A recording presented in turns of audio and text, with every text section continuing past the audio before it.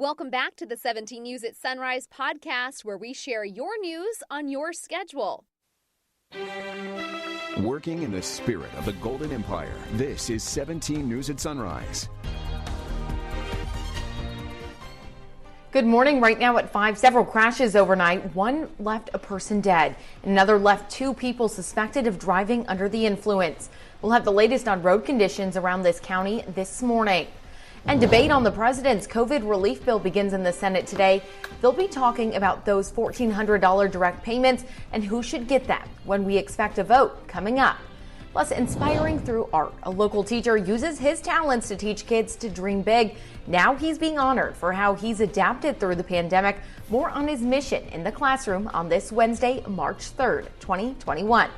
And good morning. Thanks for joining us this morning. I'm Nicole Gitsky in for Alex Fisher at home. Maddie Jansen is in studio. And good morning, Nicole. Thanks for being with us this morning. Thanks, everyone, for waking up early with us this morning. Yeah, we had a lot of issues going on our roads. We're going to tell you about those coming up in just a moment. But first, we want to talk about your forecast. And we're checking in with Kevin Charette this morning for a look at that, our Wednesday weather.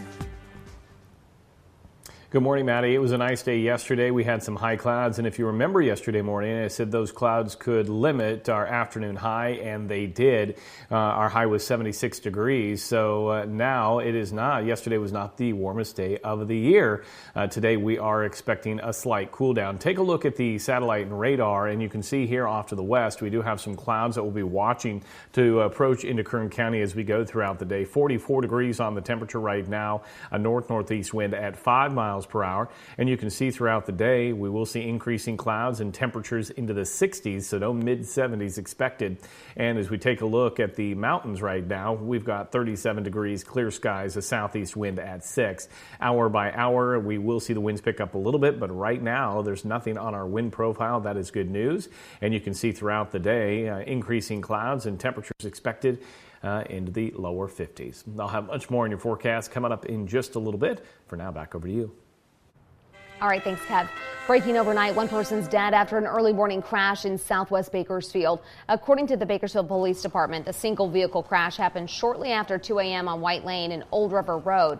Police say the driver crashed into several trees in the center divider. The driver, a man, was the only person in the car. Police believe high speed played a role in the crash. The intersection of White Lane and Old River Road is closed at this time, and it's not clear when it will reopen. The identity of the driver has not been released. Hours earlier, another crash in southwest Bakersfield. It happened around 11:30 p.m. on Stockdale Highway and Montclair Street. According to BPD, a driver made a left turn through a red light into oncoming traffic and was struck by another car. 2 people sustained only minor injuries, despite one of the occupants being pinned in the vehicle. Police say they believe both drivers were under the influence of alcohol at the time of the crash, but no arrests have been made at this time. An undercover sting aimed at child predators, resulting in charges against half a dozen men, including a local school board member. 17 News discovered that since mid-January, these 6 men have been charged with multiple felonies, including former Lakeside Union School District board member Travis Fugit. We reported last week that he resigned after his arrest. According to the sheriff's office, these men thought they were chatting with minors on social media, but it was really undercover detectives. All were arrested after going to an arranged meeting spot, allegedly for sex acts. Nearly all of the men are local, except 27-year-old Aldo Alcaraz. He's reportedly from Long Beach, but was arrested at Fruitvale Norris Park. Court documents say he went there thinking he would meet a 13-year-old. And even allegedly sent nude pictures during the conversation. We've obtained court documents in 3 of these cases so far. All of them accuse the men of turning the conversation sexual after the decoys led them to believe they were texting minors. All of these men, including Fugit, have pleaded not guilty. Switching gears to education news now, Bakersfield College announced it will be one of 8 community colleges to receive funding from the state to support student journalists. Now, California Humanities is awarding $88,000 in total to the 8 schools as part of the 2021 Democracy and the Informed Citizens Emerging Journalists Fellowship Program. 3 students at BC are participating in the program and will receive training in local and community engaged journalism, podcasting, media literacy, and mentoring from professional journalists. And Bakersfield College is hosting its virtual express enrollment event today. Counselors and support staff will be available to guide future renegades through the spring semester enrollment process. You can find a link to register on our website at kget.com. Again, this event is today. It runs from 4 p.m. to 8 p.m. And this weekend, Bakersfield College will recognize several community members who are also longtime supporters. The BC's Foundation annual Sterling Silver will air this weekend, and you can watch it right here on KGET. 17's Tammy Melchak will be the mistress of ceremonies. Normally, the event is held in person for a reception and dinner for Sterling Silver, but COVID changed things this year. BC says thanks to donors and corporate supporters, they are able to give away $500,000 annually in student scholarships. Once again, you can watch it right here on TV 17 at 7 p.m. this Saturday. And the Small Business Development Center at Cal State Bakersfield is holding a webinar today to provide information on federal changes to the Paycheck Protection Program. The free webinar titled Managing Your Small Business Through the Pandemic will run from noon to 1 p.m. It will also discuss the recently announced grant program for small businesses impacted by the COVID-19 pandemic, highlighting opportunities for businesses to borrow money, the employee retention tax credit, the effects the pandemic relief program has had on our local businesses, and more. We've placed a link on our website to register. Just head to kget.com and click on the hot link icon. Last year, we introduced you to a local teacher who earned one of the 2 Fulbright scholarships awarded in California. The teacher's once again being honored. 17's Ileana Capelan joins us in studio this morning with more. Ileana? Good morning, Maddie. Emiliano Rios, otherwise known as Mr. Rios to his students, has been selected as one of the teachers to represent the Panama Buena Vista Union School District as Teacher of the Year. He applied for 3 grants last year, including Columbia University for a writing grant, Monterey Bay Aquarium for their Teacher Institute, and Fulbright for their Global Classrooms program. His goal was to bring experiences that go beyond the classroom to his students, and he succeeded, and his hard work did not go unnoticed. Teacher of the Year is a prestigious honor educators across the country aspire to achieve. Emiliano Rios is one of 51 teachers in the Panama Buena Vista School District who received this award. Now he's going for the Gold Star of Teaching Awards, County Teacher of the Year, and then hopefully State Teacher of the Year. When the pandemic began impacting in-person teaching, Rios applied for 3 grants to help bring new ways of education to his students. Each time I apply for a grant or scholarship, typically they will ask for a letter of recommendation. And after a while, my principal, Katrina Wilson, started picking up and saying, "Hey, Rios, how are all these grants going?" And I think she thought I'm going to win one. And when I said I'm winning them all, she was really proud. And she said, "Way to go above and beyond the call of duty, not just to teach, but to improve your teaching as a lifelong learner." Rios' motivation to be a lifelong learner comes from his childhood. He migrated to the U.S. when he was 5 years old, a dreamer. 32 years later, he keeps that dream alive through art and shares it with his students. Art is a language that transmits feelings and values and dreams. And I know that even though there are no words involved, it transcends borders and it can transcend walls. And what I try to teach my student is that you don't have to even consider yourself an artist to be creative. In other words, when I see my kindergartners taking their first steps to pick up a pencil and scribble and write, I love that because it means they're trying to make sense of the world. Rios says oftentimes he felt he was trying to make sense of 2 parallel worlds. At school, speaking and learning in English, and at home, speaking Spanish. But his parents and family were his biggest supporters with a Si Se Puede mindset. I think my grandma is my biggest influence because she's the one that brought me from Mexico to the United States. She passed away 1 year later, too, after bringing me to the United States. But I want to honor my abuelita Irene and my dad, Froilan, by telling their story and letting our kids know that no matter what you look like or where you come from or what language you speak, dream big and dream often.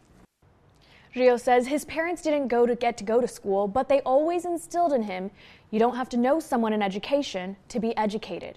At the end of the day, he carries this message into his students by making them feel like they can accomplish anything, and he provides them a creative learning environment. A local Boy Scout is working his way to becoming an Eagle Scout by helping the SPCA. I caught up with the teen who has dogs wagging their tails about the new agility course. Take a look. Drew Anzaldo is currently a Boy Scout, but soon will hold the title and patch as an Eagle Scout, a treasured achievement.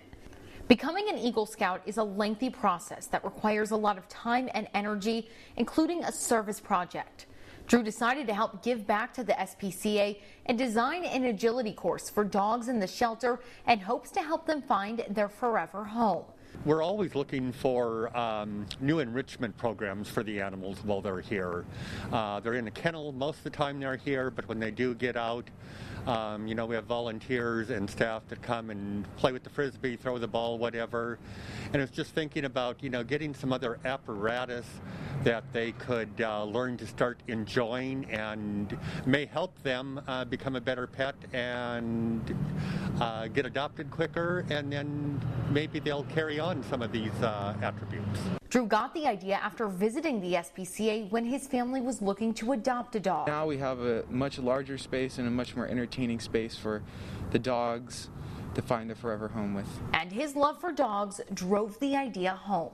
My dog has helped me get through so much in life. Sprained my ankle, he was right there, and going through a tough time during school, he was right there. They don't show anger, they only show love, so it just really helps get you through good and bad.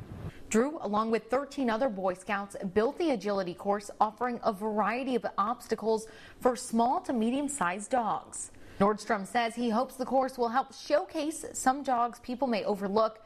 It's a chance to show off their skills and give them a space to be themselves. We, the staff, and all the dogs here at the SPCA just want to give a great big thank you for this wonderful project that is now here at completion, and the dogs are going to enjoy this going forward, and always looking for Eagle Scouts to come in and lend a helping hand. In Southwest Bakersfield, Nicole Gitsky, 17 News. Welcome back. Making headlines around the nation this morning, the National Transportation Safety Board will begin its investigation into a crash that killed 13 people in Imperial County. The accident happened early yesterday morning near the California-Mexico border when a semi-truck hauling gravel collided with a Ford Explorer. There were 25 people with ages ranging from 15 to 53 years old crammed inside the Ford Explorer when the crash happened. 12 of those people, including the driver, died at the scene. One other was taken to a nearby hospital and later passed away. Investigators said there were no rear seats in the vehicle. Also in Southern California yesterday, a pileup of military trucks left one Navy service member dead and 5 others injured near Camp Pendleton. The convoy was headed south on Interstate 5 when officials say one of the 5 vehicles suddenly slowed down, leading to the pileup. It's unclear why the vehicle reduced its speed. One of the drivers, a 26-year-old, died at the scene. Several other service members were taken to local hospitals in Orange County for treatment. The CHP and military authorities are investigating the incident. The name of the service member who died has not been released. President Biden and Vice President Kamala Harris will hold a bipartisan meeting on cancer legislation this afternoon. In a statement released on World Cancer Day, President Joe Biden said the fight against cancer is personal for him and his family, for Vice President Harris and her family, and for millions of families across the country and around the world. The president added that as president, he is committed to ending cancer as we know it. KGET Business Watch is brought to you by Grapevine MSP Technology Services, the Valley's leading IT service provider. Welcome back in your 17 Business Watch. International Women's Day is coming up next week, and Barbie's unveiling new dolls as part of its ongoing commitment to inspire young girls. Eleanor Roosevelt is the latest historical role model added to Inspiring Women series. The doll honors the longest-serving First Lady of the United States and UN spokesperson and human rights activist. Barbie will also launch a virtual series called You Can Be Anything, premiering Saturday mornings all month long on Barbie's Facebook and YouTube pages. M&M's introducing a new mint ice cream cookie sandwich just in time for St. Patty's Day. It features mint-flavored ice cream between 2 chocolate cookies with milk chocolate mini M&M's packed in. They come in packs of 4 and hit the frozen food sections of grocery stores nationwide early this month. They join the current M&M's ice cream portfolio, including M&M's vanilla cookie sandwiches, chocolate cookie sandwiches, and ice cream cones and ice cream fun cups. Now, did you have a vacation last year that you had to put on hold? Were you left with a voucher or travel credit? Well, NBC's Liz McLaughlin has a scoop on making sure those funds don't go to waste. A year after the pandemic upended the travel industry and canceled flights, Americans with vouchers could be racing the clock. But the first step is to read the fine print on that expiration date. Because on some vouchers, it might refer to the date when you have to make a booking by, but on other vouchers, it might refer to the date when you have to travel by. Scott Keys of Scott's Cheap Flights, a discount travel site, says now is the time to read up on the stipulations of that travel credit and perhaps give customer service a call. The airlines have actually been quite flexible with extending your vouchers, but only for people who ask to have them extended. Demand is still recovering, so consumers can take advantage of low prices now, even if you plan to travel later this year. As it is great to make, you can dedicate just a few minutes out of your week to set you up for the rest of the week, essentially. And you can put those in your fridge or your freezer and then just pull them out when needed, right? Exactly. Yep. So there you have it for the week. All right, perfect. We're going to put this on our website, this recipe, on our website, kget.com. Just a reminder, we've got a lot of recipes now on our Wellness Wednesday section on our website. Just go to the community tab and you'll be able to find it. A lot of recipes there for breakfast, lunch, dinner, snacks, everything that you can imagine. Serena Castillo, do appreciate it, and we'll see you next week. Thank you, Al. All right, thanks, Kev. The White House says this week the government will ship 18 million doses of the coronavirus vaccine, the most yet. And while mass vaccination sites are giving out thousands of shots every day, many Americans are frustrated because they can't get an appointment. That could change soon. Tracy Ponce explains why. Hi, Maddie. Good morning. Good morning, everyone. We could soon see a lot more vaccine available. The government's taking steps to speed up production and changing the timeline, too, with the president predicting enough vaccine out there for all adults before this summer. Based on the news that you announced, President Biden announcing the U.S. will have enough vaccine for every adult 2 months ahead of schedule. By the end of May. That's progress, important progress. He's using the Defense Production Act to get competitor Merck to help Johnson & Johnson produce its one-dose vaccine. And he's asking states to guarantee at least one shot to every educator by the end of this month. The more people who get vaccinated, the faster we're going to overcome this virus. Health experts fear some areas are moving too fast. Mississippi and Texas are getting rid of mask mandates and reopening retail 100%. Personal vigilance to follow the safe standards is still needed to contain COVID. It's just that now state mandates are no longer needed. We think it's a mistake for us to take our foot off the gas on wearing masks right now. Today, Congress begins debating $1,400 direct payments and other parts of the president's $1.9 trillion relief plan. There are those who will continue to say that what we're doing now is too big and too bold. I would remind them that our nation is at its best when we do big things. Democrats have taken the framework of the COVID relief bill and added a range of liberal priorities that have absolutely nothing to do with COVID-19. An initial vote is scheduled for later today. Also this week, the CDC is releasing new guidelines for the 25 million people who've been fully vaccinated. I'm Tracy Potts, 17 News. Working in the spirit of the Golden Empire, this is 17 News at Sunrise. The 17 News at Sunrise podcast is a production of KGET and Nexstar Media Group. For more on all of the headlines in today's show, head to kget.com.